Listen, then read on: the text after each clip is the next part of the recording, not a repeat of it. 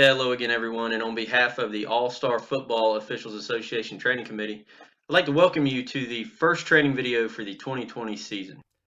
Hopefully all of you are enjoying your time off, getting into baseball, whatever it is you do here in the spring, the winter and the spring, basketball, whatever it is.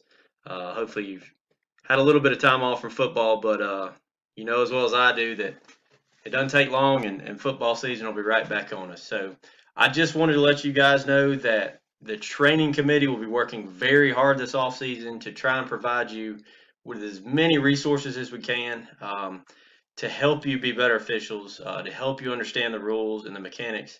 That way, you know, when we get to Camp Brocky Brock, we're not rushed trying to get everything in, and let that be the first time we kind of see each other and really start thinking about it. So this video is really just to kind of give you an example of what you'll see in terms of training videos throughout the year. This is going to focus primarily on the rules and penalty enforcement. As you're watching these plays, don't focus on the foul so much.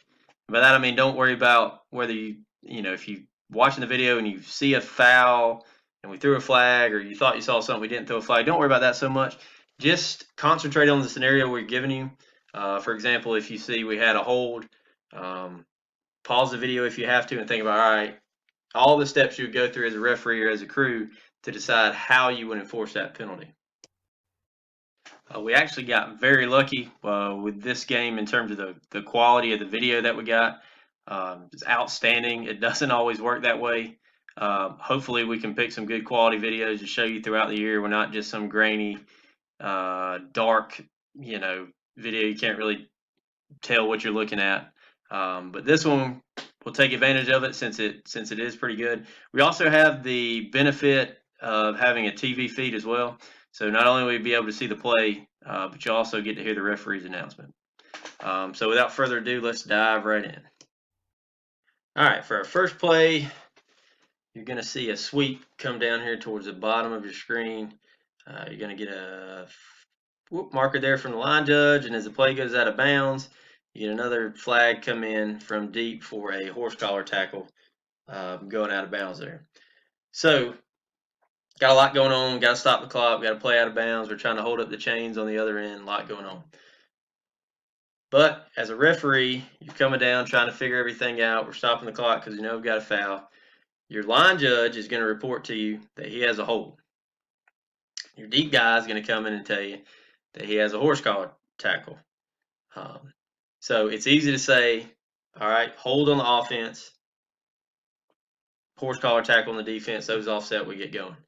But keep in mind here that that's how it works out. But being close to the boundary, had that not been a horse collar tackle, because remember, all horse collar tackles are treated as live ball fouls. So it doesn't matter whether it happened in bounds or happened in this case where he pulled him down about 2 yards out of bounds.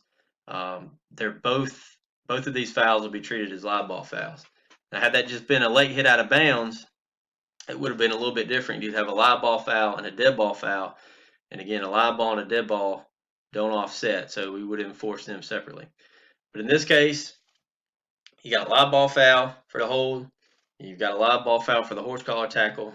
So those two fouls will offset here. We'll replay the down, and we'll go from there. There's two fouls on the play. Holding against the offense. Personal foul, horse collar tackle against the defense. Those penalties offset. We'll replay first down. All right, this play here is a good example of a play where there's a lot going on. But if you see something that's blatant safety foul, any kind of 15-yarder, don't be scared to throw it regardless of where you're at on the field. No, you don't want to fish in other people's ponds, but if it's a safety foul, again, if there's a lot going on, you may have the best look from 20, 30, 40 yards away and be the only person who's able to see it and save your crew.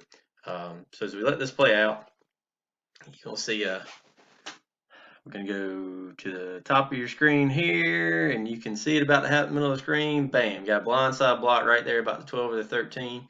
And that's a fantastic job by the back judge. Comes up, You'll see it again here. But what he does is he comes up, his flag was a little short, he gets his flag in the right spot. That's huge when we get down here, especially towards the goal line.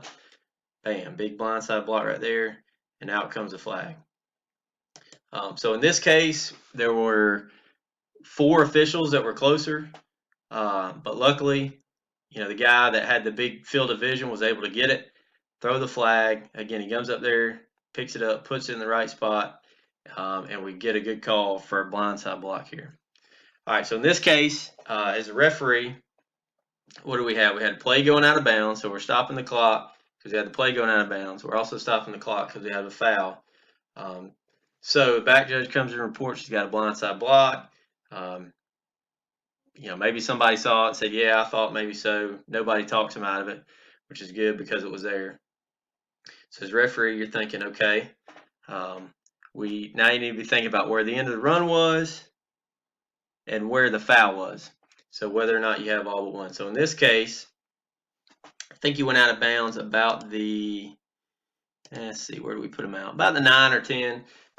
So by the time the back judge picks up his flag and puts it in the right spot, it's at about the 12 or 13.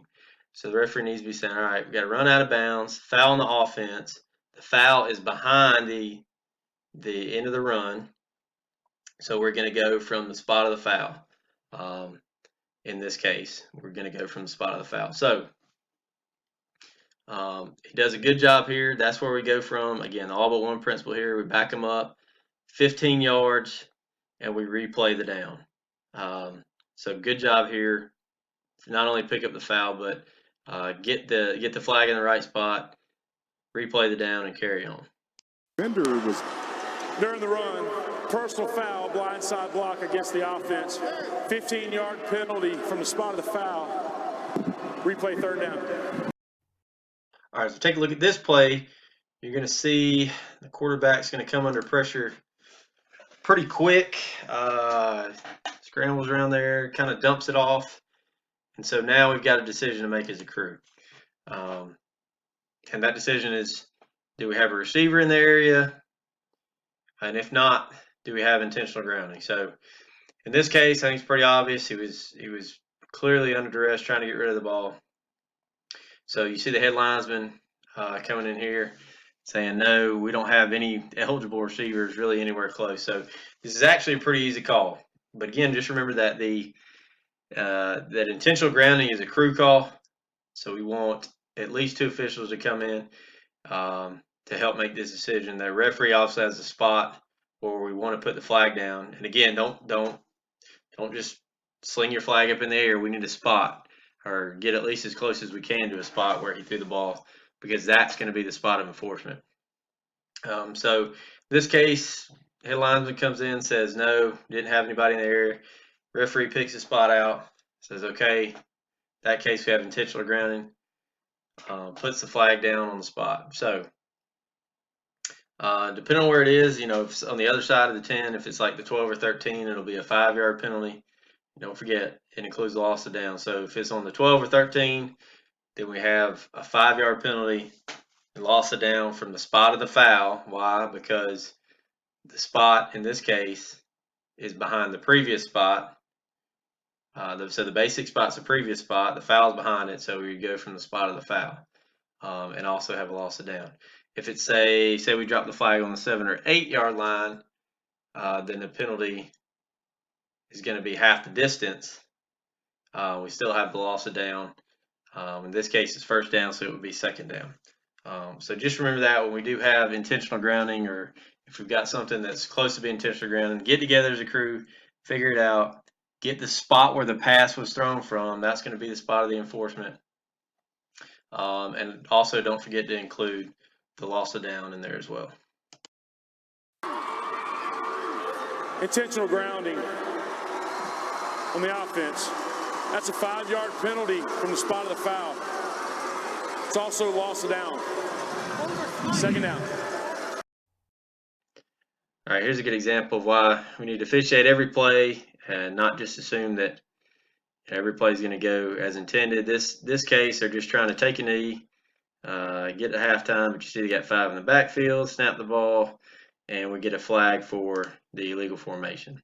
So while they're just trying to run the clock, get to halftime. Now we've got a penalty. We've got to stop the clock and deal with it. So in this case, it's actually pretty easy. This is first down. There's not too much involved. So, but we still have the penalty. So in this case, easiest thing to do is just decline it. And when we do that, we'll just real quick look over at the defensive coach and say, hey, want to decline the penalty. That way we're second down. And as soon as we put the ball back ready for play, we're going to wind the clock.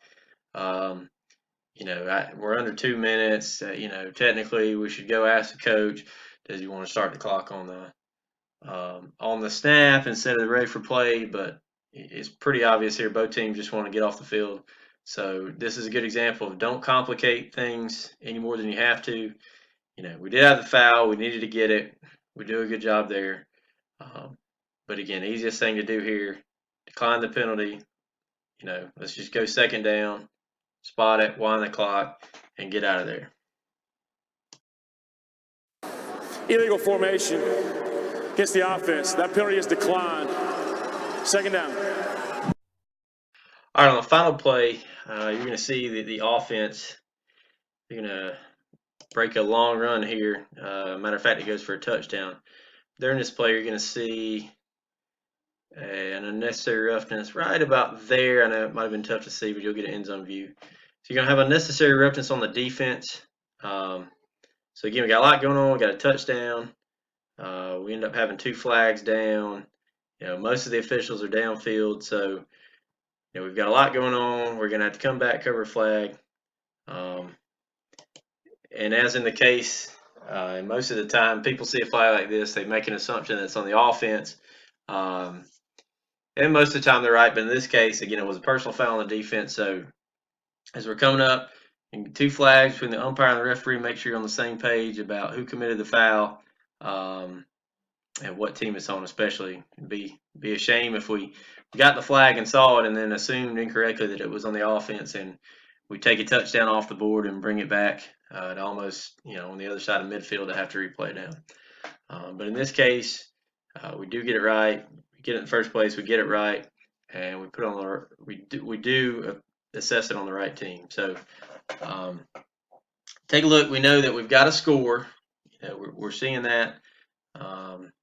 Downfield guys are coming in. Yeah, we have a touchdown. So in this case, because we have a touchdown and the fouls on the defense, again, there are 2 options. The offense can either take it on the try, which would put it half the distance from the 3 to the 1.5, or they can do what they'll do 95% of the time, or maybe even 99% of the time, which is take it on the kickoff. So good job here. Again, that's pretty quick. We know what we got. We asked the coaches real quick. He just kind of points towards midfield, wants it on the kickoff, and we get a good announcement. Personal foul against the defense for unnecessary roughness. That's a 15-yard penalty. It would be assessed on the kickoff. All right, well, that's all we have for this training video. Hopefully everybody was able to take a little something from it, even if you're just using it to knock the cobwebs off, get you back into football mode. Like I said, the plays are pretty simple. It wasn't too complicated. As we move along, when we publish some more of these, we'll have some more bizarre kind of plays. But again, the best way to see them without actually having to experience them on the field is to watch them on video. So we'll bring you as much as we can.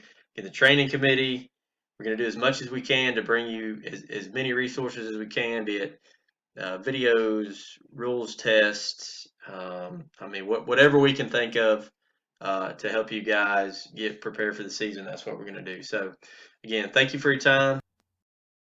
Feel free to contact us if you have any questions, suggestions for future topics, or you have any videos from maybe last season where you had a play, you remember something unusual that you think we could use, talk about, put it in a video and help everybody better understand the rules.